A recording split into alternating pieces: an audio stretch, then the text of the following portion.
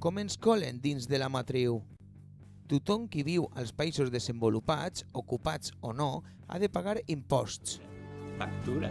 Oh, Arud Kaf. Un momento. Factura. Oye, me voy del piso, así que vas a tener que encargarte de pagar el alquiler. Claro. ¿Y cuándo se paga? El día 1 del mes. ¿Todos los meses? No, solo los meses que quieras vivir aquí. ¿Qué pasa ahí? Venga. Vale, la factura de la luz. Sí. ¿Esto es lo que pagamos de luz? Si vius a una casa llogada, has de pagar el lloguer.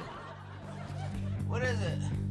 Dewey, hey, it's the first of the month, and I would like your share of the rent now, please. Oh, man. En qualsevol cas, el propietari d'un habitatge ha de pagar un impost que coneguem com la contribució. El IBI es un impuesto anual que recae sobre los propietarios de bienes inmuebles. Aquest impost, afegit a tot el que hem de pagar per qualsevol cosa, Juan durante el mes tiene una serie de gastos.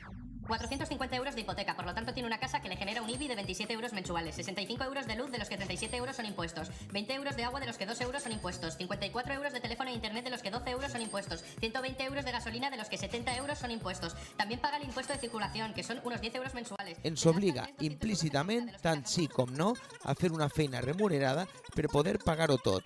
¿Por qué quieres el trabajo? Bueno, pues para tener responsabilidades y lograr retos personales. O sea, ¿quieres pasta? Mucha pasta.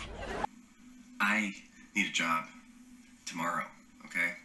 If I don't have one, I just need it, okay? És a dir, fer feina per un sou ens ho venen com una necessitat vital.